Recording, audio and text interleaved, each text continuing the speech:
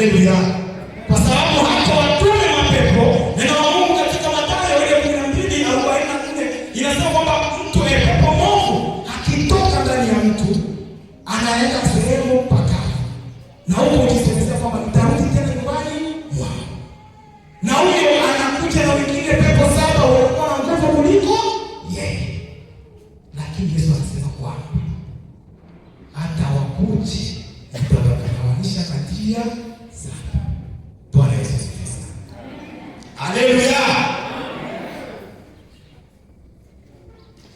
Zambi tunazozitenda, zambi, kanisa kama kanisa linatembea katika upofu kwa sababu ya zambi, ya makosa. Na haya makosa tuirekebishe ili uwe mwisho tunaolia kila siku tupate.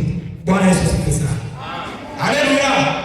Tunaomba wa mwisho, lakini tukamkijua kwamba chimbuko ya kutokupata wa mwisho ni shida, zambi, matengano, chuki ndio inasababisha mwisho. Kwa sababu palipo Bwana wa Mungu hapakosi roho wa Mungu. Haleluya. Amen. Zambi. Tuache zambi. Kila mmoja anajua. Jioji ndani ya moyo wako. Nikoje nikuwa. Bwana Yesu asifiwe.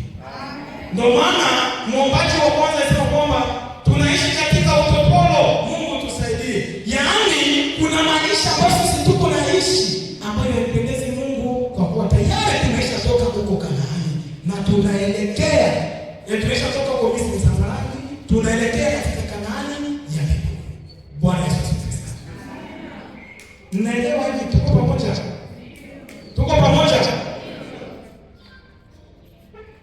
Lakini sisi ambao tuko kila siku na Biblia na kuimba na kufanya chochote kile, tukitoka hapo kutetana, chuki, nini, tunaishi.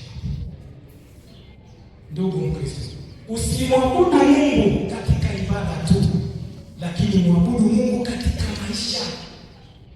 Haleluya. Nilisimama hapa, ile ilikuwa ni ujumbe mara ya kwanza nilihubiri. Nikasema anayeharibu kanisa ni nini? Bwana Yesu asifiwe. Shida ni nini? Kutokuona, kutokujua kalenda. Kila mmoja wetu tukija tuko vizuri kama ile kitabu cha Mhubiri tayari tunasema unapoelekea kwa Bwana chunga mguu wako. Sisi wote tukijiona na kuwa vizuri. Hapa tutaona watu wanatabiri, tutaona watu wanatafsiri na wengine na kanisa inaendelea. Lakini tunatitimia kwa nini? Upofu hatuoni na yoyote zambi, makosa tunazotenda. Bwana Yesu asifiwe. Haleluya. Jambo la pili ni uoga. Uoga unamletea mtu hofu, pia kutokujiamini. Uoga unamletea mtu hofu, pia kutokujiamini. Tusome ile Wafalme wa Pili 6:15 mpaka 17. Wafalme wa Pili 6:15-17.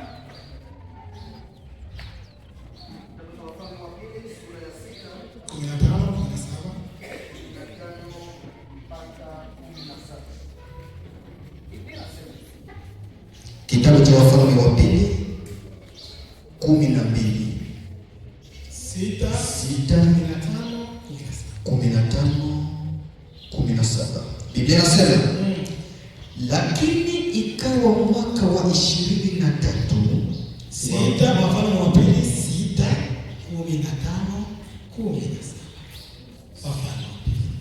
Wafalme wa Pili 6. Hata asubuhi na mapema, ndio mtumishi wake yule mtu wa Mungu alipoondoka na kwenda nje, kumbe pana jeshi la watu na farasi na magari wameizingira mji ule. Mtumishi wake akamwambia, ole wetu bwana wangu, tufanyeje? Akamjibu, usiogope, maana walio pamoja nasi ni wengi kuliko wale walio pamoja nao. Elisha akaomba akasema, Bwana, nakusihi, mfumbue macho yake apate kuona. Bwana akamfumbua macho yule mtumishi, naye akaona, na tazama, kile kilima kilikuwa kimejaa farasi na magari ya moto yaliyomzunguka Elisha pande zote. Amina. Bwana Yesu asifiwe sana. Tunasema oga uleta hofu ya kutokujiamini. Hii ni habari ya mtumishi wa Elisha. Bwana Yesu atusaidie sana. Haleluya. Alipotoka nje akaona magari, akaona wanajeshi wanakuja kuwashambulia. Lakini neno lililosema mtumishi wa Mungu akasema kwamba usiogope. Haleluya. Hakuishia hapo tu, akamwambia Mwenyezi Mungu eti mfumbue macho huyu apate kuona. Haleluya. Haleluya. Alipofumbuliwa macho aliona kusema kwamba hatupo peke yetu. Haleluya. Kilichokuwa kinamsumbua huyu mtumishi ni nini? Useme tu azungumza. Bwana Yesu asifiwe. Kitu ambacho kilikuwa kinamsumbua ni upofu wa kiroho. Alikuwa anaona na macho ya nyama. Lakini uoga ulipomjia alitetemeka. Lakini Mungu alipofungua macho aposema kumbe hatupo peke yetu. Yaani uoga pia ni silaha ya Ibilisi anaotumia kwa Wakristo, anaotumia kwa watumishi ili kwa kutokujua vizuri kupambana. Haleluya. Lakini wewe ujiamini kusema kwamba hapana, ninaye mfalme wa wafalme. Bwana Yesu asifiwe sana. Neno la Mungu linasema kwamba shetani ni kama simba anayezunguka zunguka kutafuta nani atakayemmeza. Lakini Yesu anasemekana kwamba yeye ndiye simba wa kabila ya Yuda. Ulipewa karama lakini hauitumii ipasavyo kwa kuogopa. Bwana Yesu asifiwe sana. Nilimuuliza Mungu kwa nini nisimame mbele ya kanisa, mbele ya wazee, nitasema nini? Lakini kasema Mungu nipatie ujasiri. Haleluya. Haleluya. Kwa sababu hivi nilivyo leo sio kwa mapenzi yangu, bali mapenzi ya Mungu. Haleluya. Kuna ndugu ambao tuliishi nao hawapo tena. Kaka yangu mbele yangu ameshakufa. Na wengine. Kwa nini niogope na wakati najisikia kitu ambacho kiko na waka ndani yangu?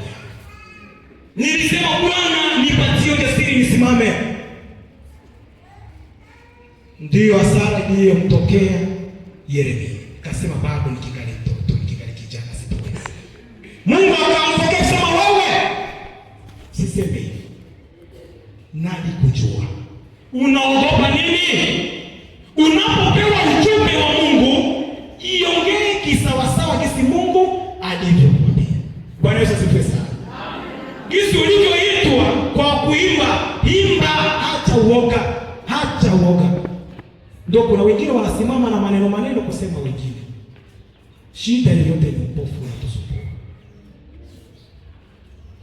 Haleluya.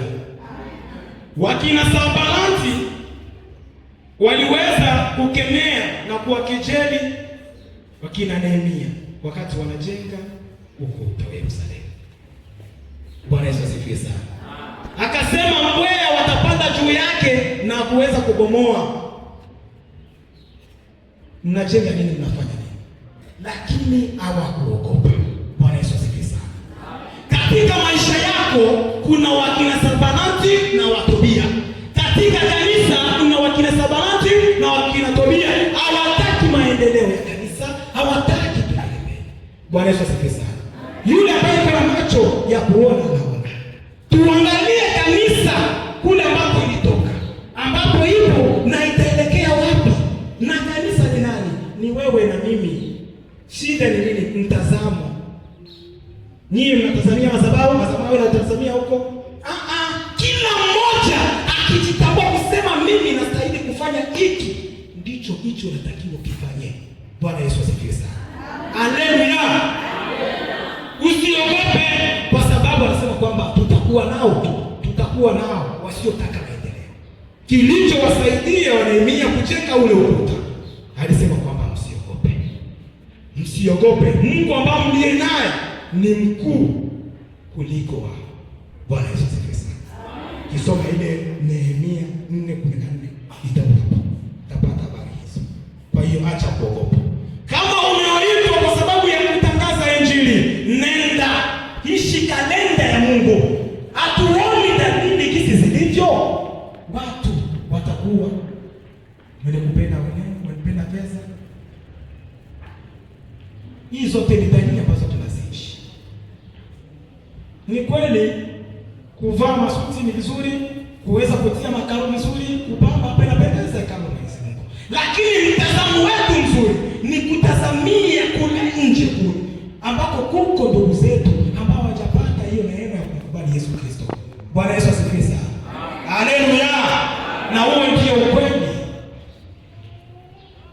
Tuwekeze huko kwa kuwatuma wainjilisti, kwa kuwatuma mishonari huko. Bwana Yesu asifiwe sana. Wengine wanatuliza wewe tu bose huko.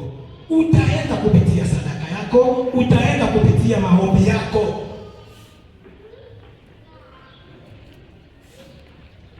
Tuangalie dunia jinsi ilivyo. Ni muda wetu kanisa kusimama kuweza kutangaza Injili kwa nguvu, kwa kuwa neno la Mungu linasema kwamba eti kabla ya huo mwisho kufikia, mpaka neno langu lihubiriwe. Haleluya. Yaani tusipohubiri neno, maana ina kwamba sisi ndio tunamzuia nani? Yesu Kristo. Bwana Yesu asifiwe sana. Pakistan, Uzbekistan, Pakistan huko wanahitaji huko watoke katika hali ile ya kuabudu maji waje. Bwana Yesu asifiwe sana. Haleluya. Jambo la tatu, kutokujijua wewe ni nani. Kutokujijua wewe ni nani huleta uzembe katika maisha ya kiroho pia na ya kimwili. Kisoma ile Waamuzi 16:16 hadi 17. Ni habari ya Samson. Haleluya.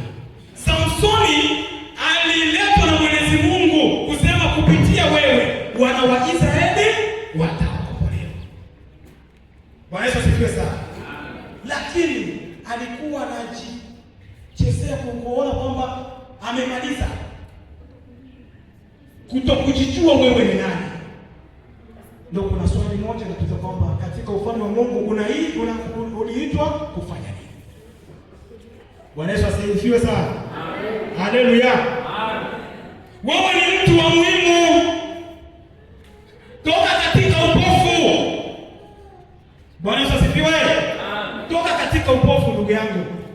Tuangalie jinsi tunavyoenda. Haleluya.